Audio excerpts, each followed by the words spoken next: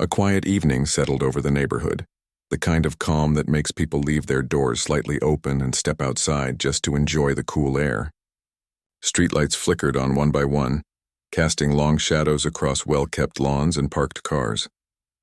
Most families were winding down, children finishing homework, parents preparing dinner, and some simply sitting on their porches watching the world slow down. The kind of evening that promised nothing out of the ordinary, nothing dangerous. But inside a modest car making its way slowly down the main street, a young man was on edge. He had just finished a long day at work and was heading home. His thoughts drifted from the day's tasks to the dinner he would make once he got inside. Even though the neighborhood was familiar, something felt off, though he couldn't quite place it. Maybe it was the unusual quiet, or maybe it was the way a few cars seemed to follow behind him for a brief moment before disappearing around a corner. Suddenly, flashing lights appeared in his rearview mirror. Red and blue lights painted the inside of the car. His heart jumped and his mind raced. He pulled over to the side, hands on the wheel, taking deep breaths to stay calm. He had been pulled over before, mostly for minor things like a taillight or speeding slightly over the limit. This was supposed to be routine. The police officers approached the car cautiously. Their steps were firm and tense, their hands hovering near their belts. The young man rolled down the window and greeted them politely, trying to keep his voice calm. The first officer's tone was clipped, demanding his license and registration. There was a brief silence as the young man complied, reaching slowly for his wallet. Then, without warning, the atmosphere changed. The officer's questions became sharp, almost accusatory. Their eyes scanned him and the car with suspicion. Something in their tone hinted that they believed he might be dangerous. The young man didn't understand why, but he knew that arguing could make things worse. He stayed quiet, trying to explain calmly. "I'm just coming home from work, officer. Here's my license and registration." The tension escalated quickly. One officer shouted something the young man barely heard over the pounding of his heart. Miscommunication and fear collided. Before he could react, shots rang out. Pain exploded in his arm, and he instinctively ducked low into his seat. The car trembled from the gunfire. Outside, the officers shouted commands that sounded both urgent and confused. Despite the chaos, he didn't panic. His training, though long behind him in civilian life, kicked in automatically. He moved with precision, protecting himself without making sudden aggressive moves that could provoke further violence. Every breath, every movement was measured. The officers hesitated as they tried to figure out what was happening. For a moment, everything seemed frozen. The street, the flashing lights, the shouting. Neighbors began to notice the commotion. From porches, windows, and even the yards, people emerged cautiously. Whispers of concern and fear spread through the small crowd that had gathered. Some were on their phones calling emergency services, while others simply watched, their hearts racing, unsure if they should intervene or run for safety. Paramedics arrived within minutes, their sirens adding another layer of noise to the already tense scene. They rushed to the car, assessing the young man's injury. He winced, trying to stay composed, knowing that panicking could make things worse. He showed them where he had been shot, explaining in calm tones, "It's not life-threatening, but it hurts. Please just help me get out safely." The officers, meanwhile, were still trying to regain control. They had never encountered a situation like this. The young man's calm, deliberate movements were unlike anything they expected. He wasn't panicking, he wasn't arguing, he wasn't fleeing. Yet they still felt the weight of danger because they didn't know who he truly was. Every instinct in their training screamed caution. Finally, the young man stepped out of the car carefully, holding his injured arm. He moved slowly, showing that he wasn't a threat. One officer reached out to guide him, but the young man held up a hand, signaling he didn't want to be touched unnecessarily. His voice was steady, almost commanding. "I'm hurt, but I'm not dangerous. I just want this to end without anyone else getting hurt." The paramedics guided him onto a stretcher, and as they moved him to the ambulance, the officers exchanged glances that conveyed both relief and confusion. How had one person, seemingly ordinary, handled such a tense, violent encounter with such control? How had he managed to stay composed under direct gunfire? As the ambulance doors closed, the young man finally allowed himself a moment to breathe. He had been trained for high-pressure situations, but nothing had quite prepared him for being shot at in his own neighborhood by people who were supposed to protect civilians. Anger, disbelief, and a strange sense of clarity washed over him. He knew this incident would change everything, not just for him, but for the officers, the neighbors, and anyone who heard the story afterward. In the following hours, the neighborhood buzzed with speculation and concern. People described what they had seen in hushed tones, their voices carrying a mix of fear and awe. Some wondered how the young man had managed to avoid serious injury. Others questioned the officer's actions, debating whether the situation could have been handled differently.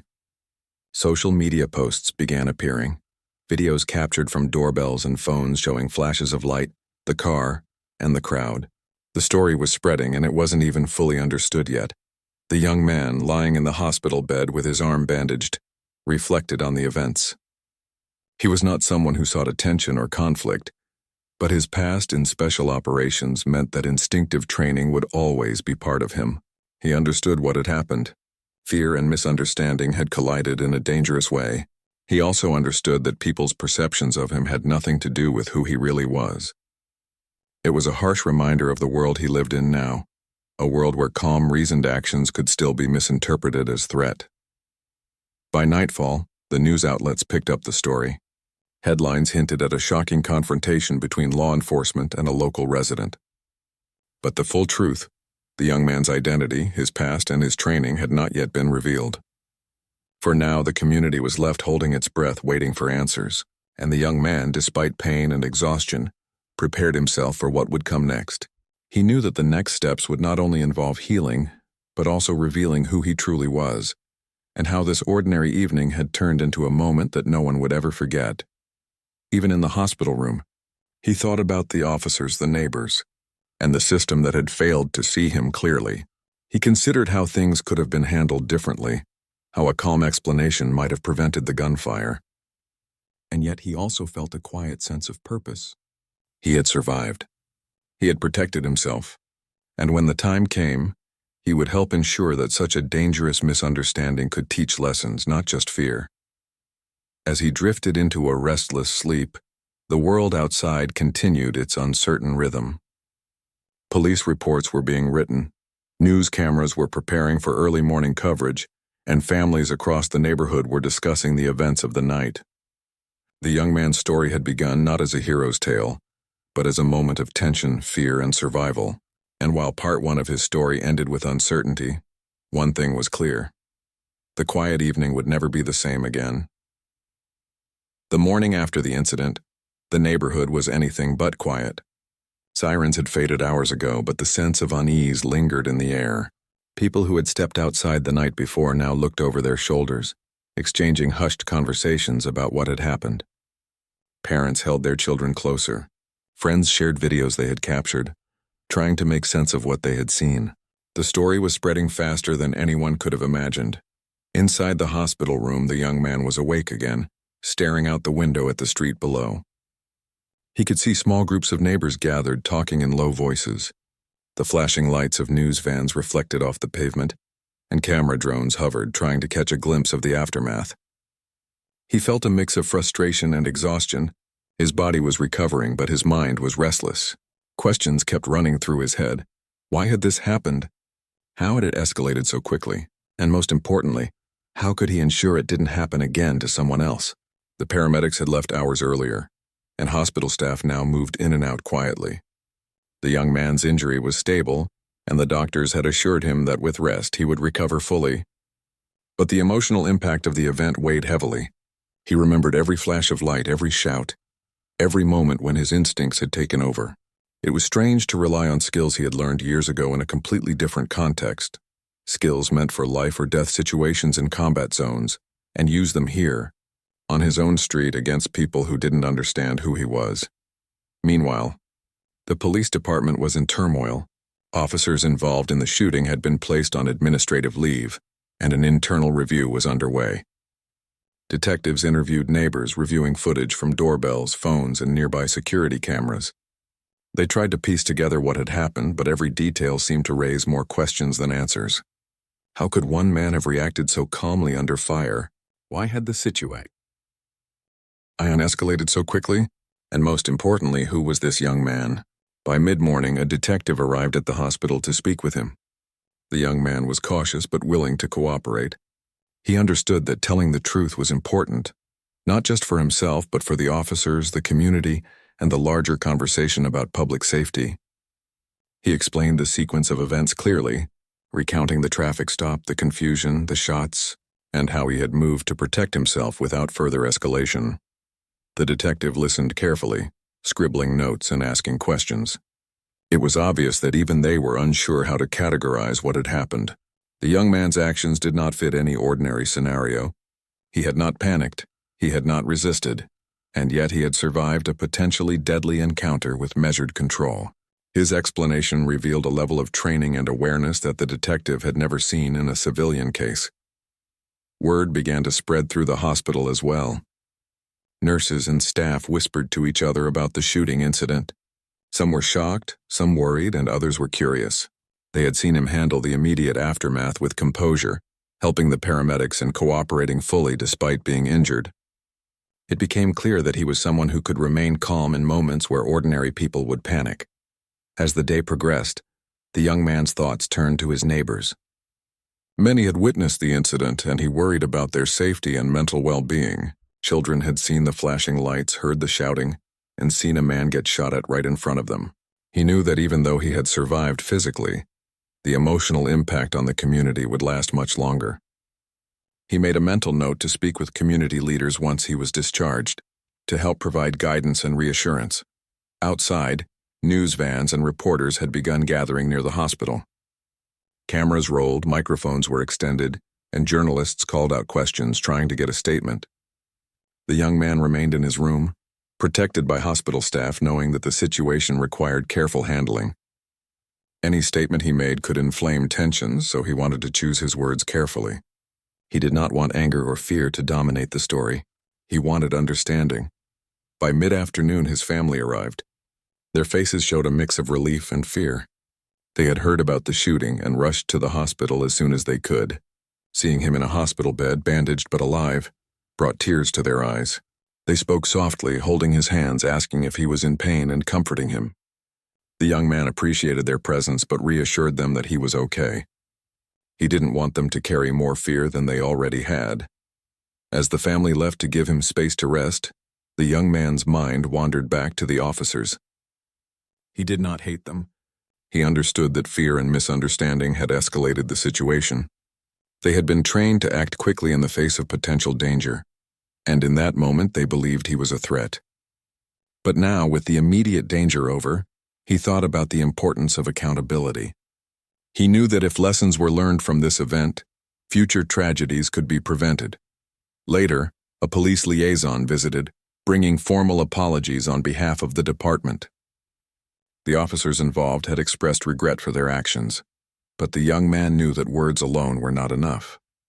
He listened politely, acknowledging the apology, and explained that the real focus needed to be on preventing similar incidents.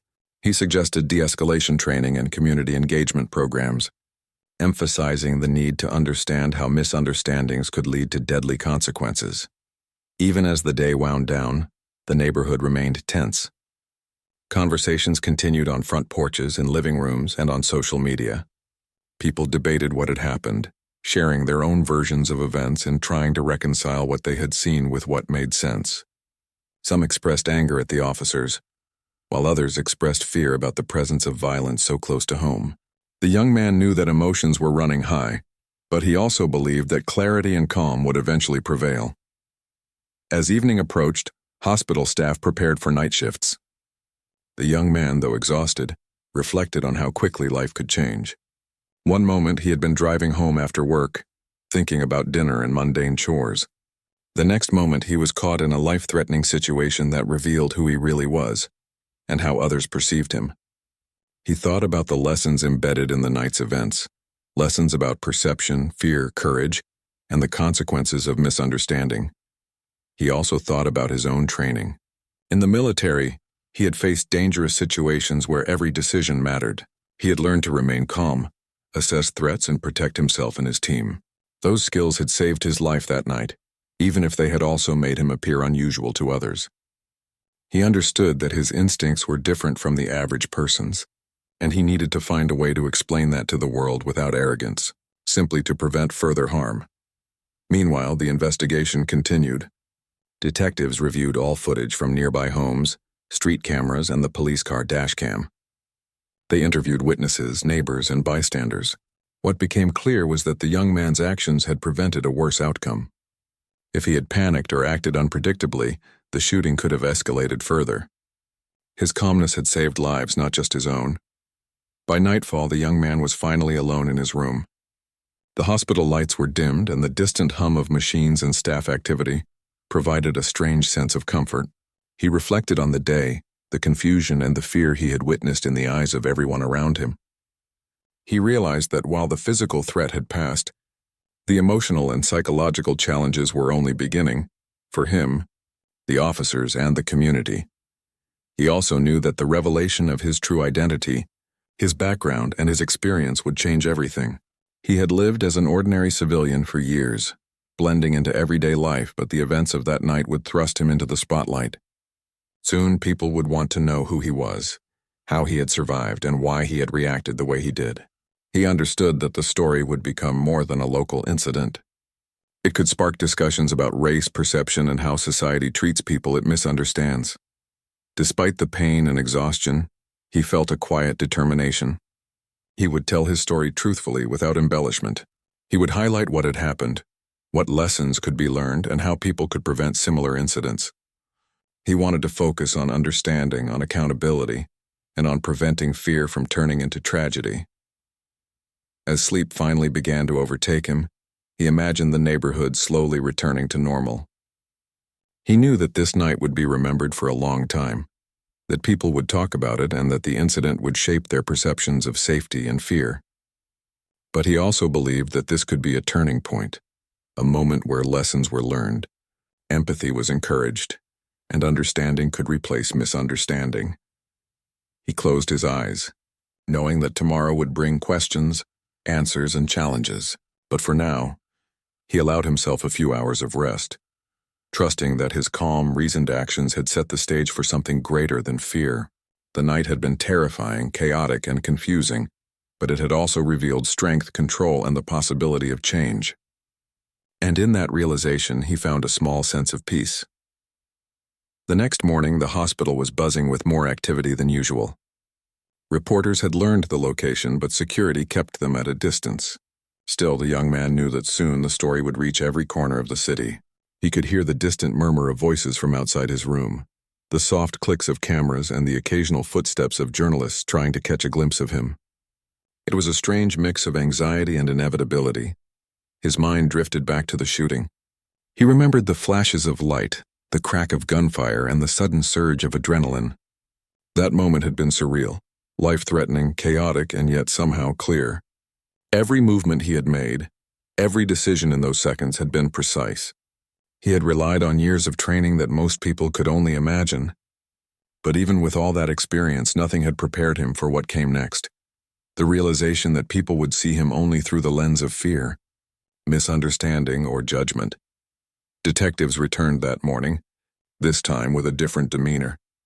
They had spent hours reviewing footage, speaking with neighbors, and analyzing the scene. Their questions now carried more curiosity than suspicion. They wanted to understand how the situation had escalated, and more importantly, how the young man had reacted so methodically under pressure. He explained step by step, recounting his movements, the positioning of the officers, and the choices he had made to avoid further violence. The detectives listened intently. They asked about his background, his training, and whether he had ever faced similar situations. He answered honestly but cautiously, knowing that revealing too much too soon could complicate things. When he spoke about his past in special operations, they leaned in, visibly impressed. They asked how long he had served, what kind of operations he had been part of, and how he had transitioned back to civilian life. His ideas were measured, avoiding any sense of boasting, but the weight of his experience was clear. By midday, the news began to pick up another detail. The young man was not just anyone. He had been part of an elite military unit. Social media buzzed with speculation. People were curious, shocked, and even skeptical. How could someone who had been trained to face life-and-death situations end up being shot at during a routine traffic stop? Some posts highlighted the fear of officers confronting someone with such capabilities, while others focused on the dangers of misjudgment in law enforcement. The young man watched all of this unfold quietly. He knew that the focus on his past could overshadow the real issue, how a simple misunderstanding had almost cost him his life. He wanted to shift attention to accountability, awareness, and training for everyone involved. It wasn't about pride in his achievements. It was about preventing similar incidents in the future. In the hospital room, he received a steady stream of visitors, family, close friends, and a few community leaders who wanted to ensure he was okay. Each person brought concern, curiosity, and relief. They asked questions, shared their thoughts on the incident, and listened to his account. He spoke plainly, calmly, without embellishment. He emphasized the importance of learning from the situation, of addressing fear with understanding, and of ensuring that officers and civilians alike could avoid unnecessary escalation. While he rested, he began to reflect on his own feelings. Despite his training, he had experienced real fear that night. The fear wasn't just for himself, but for the officers, the bystanders, and the neighborhood. He had learned to compartmentalize fear in combat, but here it was different. This fear was personal, emotional, and tied to his identity. It was tied to being judged, misinterpreted, and confronted without reason. He realized that no matter how skilled he was, society's misunderstandings could still put him in danger. By mid-afternoon, the young man received a call from the police chief. The conversation was tense but civil. The chief expressed concern for his well-being and promised a thorough investigation. He wanted to understand the events, the young man's perspective, and the lessons that could be learned. The young man appreciated the outreach but remained cautious. He stressed that apologies alone were not enough. Actions had to follow words. Proper training, accountability, and communication were necessary to prevent tragedies in the future. Meanwhile, the media had begun crafting their narratives. Some reports emphasized the danger of the encounter, focusing on the officer's fear and the near-tragic outcome. Others highlighted the young man's skill and discipline, framing the story as one of survival against misjudgment. The young man knew that the way the story was told could shape public perception for weeks, months, or even years. He wanted it told accurately, not sensationalized, not glorified, but honest. Outside the hospital, the community continued to react. Neighbors discussed the events with heightened awareness. Parents worried about their children, adults shared their opinions on law enforcement, and some reflected on the systemic issues that allowed misunderstandings to escalate. The young man understood their reactions. Fear and uncertainty were natural, but he also saw an opportunity for dialogue, for education, and for understanding. Later in the day, paramedics who had treated him came to check on his progress. They shared their perspective on the shooting, expressing shock at how composed he had remained under fire. He listened politely, acknowledging their concern and thanking them for their professionalism. Their presence reminded him that even in chaos, people could act with courage, care, and calmness. By evening, the young man's mind turned toward the broader implications of the incident. He realized that the encounter had exposed something important: the gap between perception and reality. Officers had seen a threat where there was none. Neighbors had witnessed chaos without context, and he had been judged by assumptions rather than facts. He understood that these misunderstandings were not just dangerous, they were preventable. He also thought about the impact on the officers. They had acted based on their training and fear, yet their actions had caused harm. He did not want revenge or retribution. He wanted understanding and reform. He knew that anger could destroy, but clarity and communication could save lives. He made a mental note to engage with law enforcement in a constructive way once he was discharged. Throughout the night, he reflected on the chain of events. The shooting, the chaos, the arrival of help, and the eventual stabilization of the situation, all of it had been a test of patience, skill, and judgment. He considered how small decisions, split-second judgments, and misunderstandings could change lives forever. He thought about how quickly ordinary routines could become life-threatening, and how important it was for people to remain aware, calm, and informed. He also thought about the media attention and public scrutiny that was certain to follow. His story had elements of danger, heroism, and identity, but he did not want it reduced to sensational headlines. He wanted the focus to remain on accountability, awareness, and the importance of careful decision-making. He knew that if the story was framed properly, it could spark meaningful discussions about race, perception, and law enforcement practices. By the end of the night, He finally allowed himself to rest, though sleep was fitful. Images of flashing lights, shouting voices, and rapid movements replayed in his mind. He reminded himself that he had survived, that he had acted with discipline, and that he had a chance to turn a terrifying event into a lesson for others. The fear of that night remained, but it was tempered by determination and clarity. The young man's story, though not yet fully told, was already impacting those around him. Officers would reconsider their actions, neighbors would reflect on their assumptions, and the broader community would begin to question how fear and misunderstanding could escalate into tragedy. He understood that his experience was both personal and symbolic, a reminder of the consequences of misjudgment and the power of calm, reasoned action in the face of danger. As dawn approached, he watched the first light filter through the blinds. The world outside continued its rhythm, unaware of the impact of the previous night. He thought about the days to come: hospital discharge, public statements, community meetings, and ongoing investigations. Each step would be important, each word would matter, and each decision could influence the way people perceived the incident. He knew he would need to speak carefully, act thoughtfully, and advocate strongly. The incident had revealed not only his skills and composure, but also the vulnerabilities in the system, in perception, and in human judgment. He had survived physically, but the journey toward understanding, accountability, and meaningful change was just beginning. Even in the quiet of the hospital room, he felt the weight of responsibility. The shooting was over, but the lessons it contained were ongoing. He knew that his actions had prevented further harm, that his calm under fire had saved lives, and that his voice could help ensure that others did not face the same danger.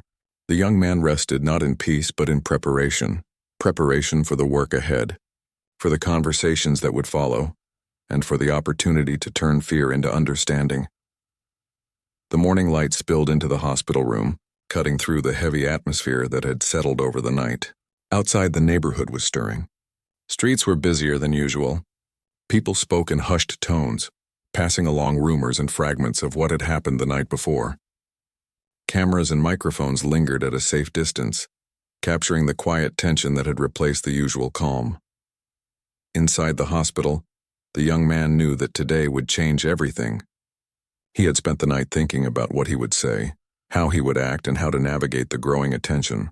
The incident was no longer just a local story. With videos circulating on social media and news outlets picking up fragments of the encounter, the world was watching, speculating, and questioning. He had prepared himself mentally. The focus had to remain on truth and responsibility. He would speak clearly, calmly, and without exaggeration. Every word mattered. Every gesture could influence perception. He understood that the public narrative could become distorted if he was not careful, and he wanted to ensure that the lessons learned were not lost amid sensationalism. Soon, representatives from the police department arrived. Their tone was more cautious than before. They wanted to gather facts, understand the sequence of events, and discuss how the story was unfolding in the media. The young man answered questions patiently. He described how the situation had escalated, the steps he had taken to avoid harm, and the critical moments where instinct and training had guided his actions. As he spoke, the officers listened closely, some with expressions of disbelief. They had reviewed the dashcam footage, the neighborhood videos, and eyewitness accounts, yet nothing fully captured what had happened in those few terrifying moments. His composure, precision, and ability to act with at panic were unlike anything they had experienced in similar situations. By late morning, the young man's story began to appear in official press releases. Headlines highlighted the shocking detail. The man involved in the shooting had been a highly trained military operative, a retired commander from an elite special forces unit. The revelation sent waves of surprise through the public. Social media exploded with comments, opinions, and debates. Some people focused on the danger the officers had faced. Others emphasized the extraordinary composure of the young man, and many began questioning how such a misunderstanding could occur in the first place. He watched the coverage quietly, aware that public attention could be both beneficial and risky. On one hand, his story could spark important conversations about law enforcement practices, racial bias, and the dangers of misjudgment. On the other hand, it could attract unwelcome scrutiny, misinformation, or even threats. He remained calm, reminding himself that the truth, Carefully shared was the strongest response. Community leaders began reaching out to him.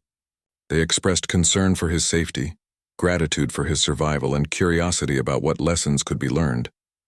Meetings were scheduled and conversations were planned about de-escalation, communication, and public safety. The young man felt a responsibility to participate fully. His experience was not just personal. It had broader implications that could influence how officers and civilians interacted in the future. By midday, the hospital became a hub of activity.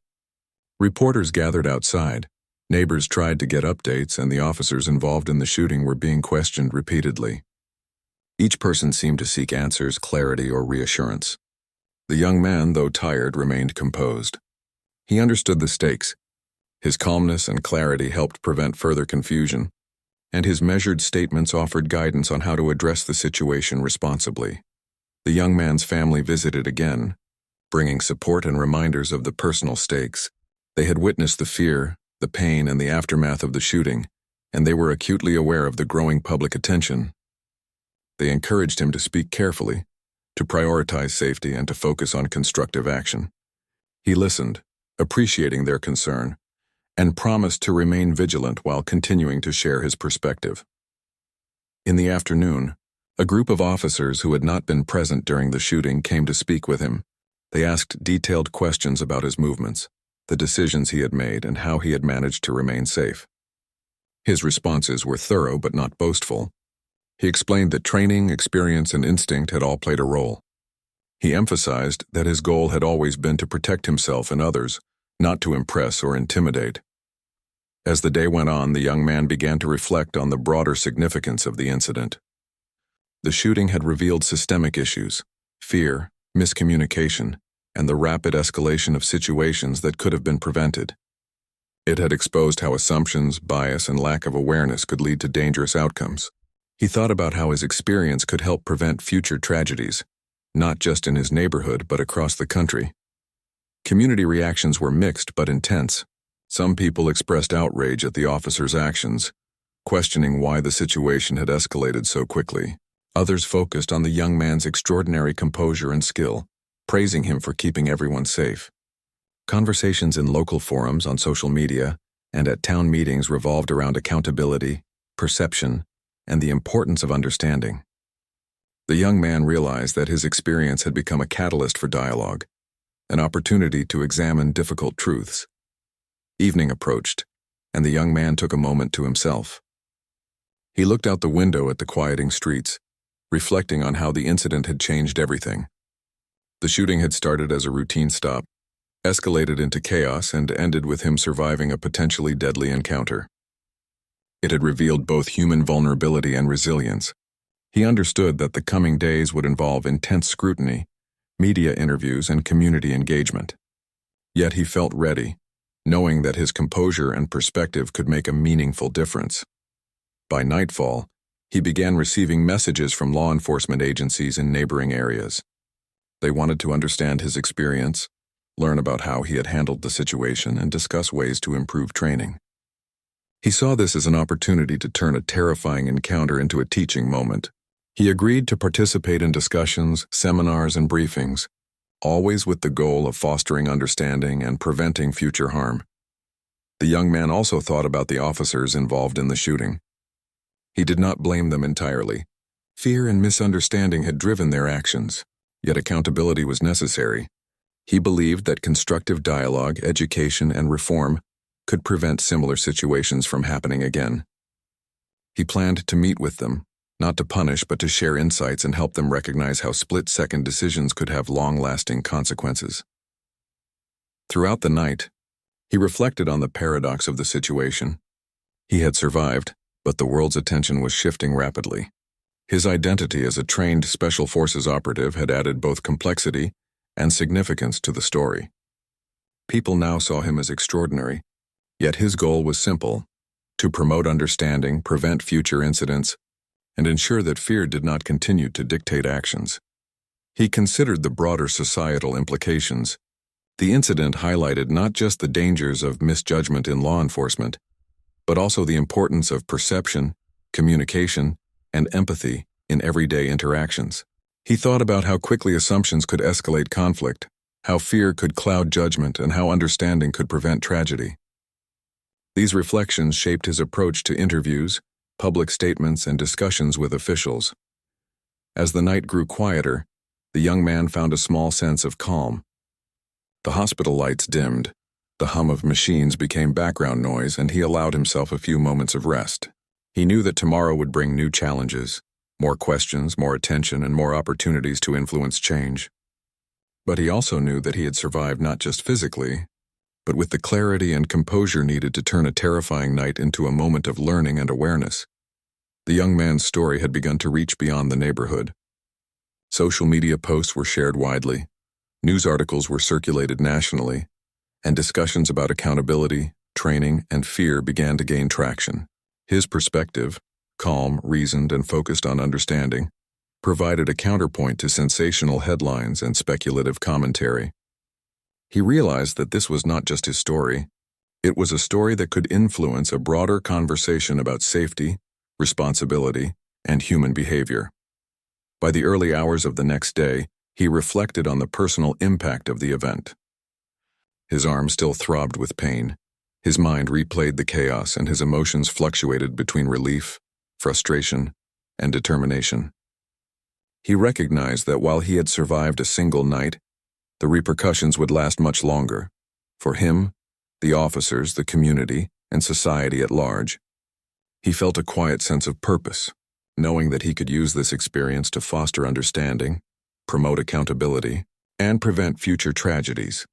He also considered the delicate balance between public attention and personal privacy.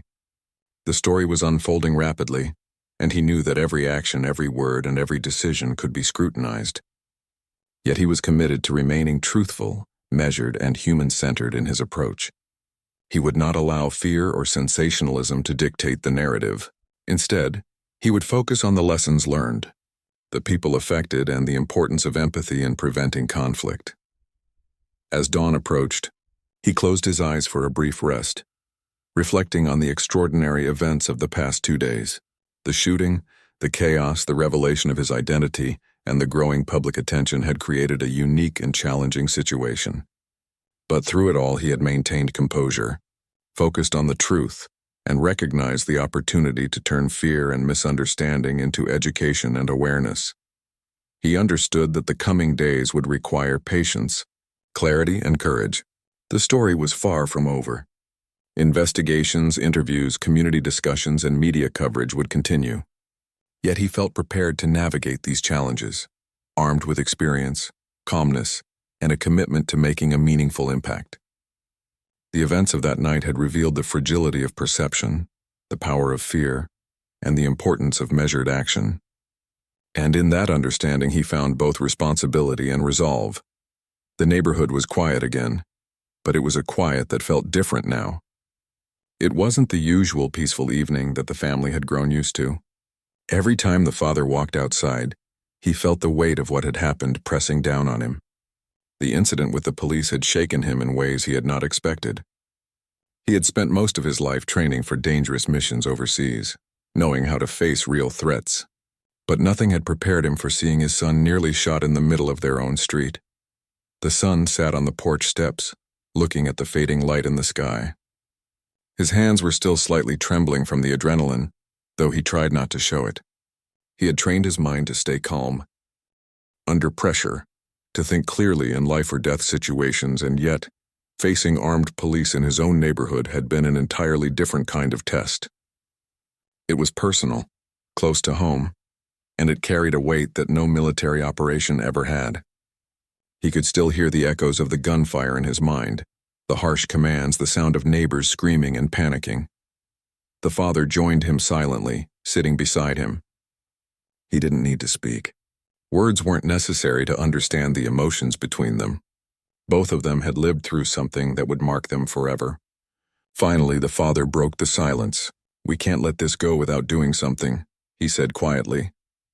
"We need to make sure what happened here never happens to anyone else." The son nodded, his eyes steady now. "I know. I can handle myself, but not everyone can, and that could have gone so wrong." He looked down at his hands clenched tightly. "It shouldn't be about me. It shouldn't take a near tragedy to change things. Over the next few days, they focused on gathering their thoughts and understanding the aftermath. They spent hours going over every detail, every moment from that night. They spoke with neighbors who had witnessed the chaos.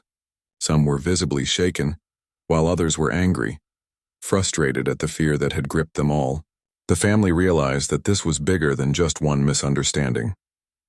It reflected a larger problem, one that affected many communities.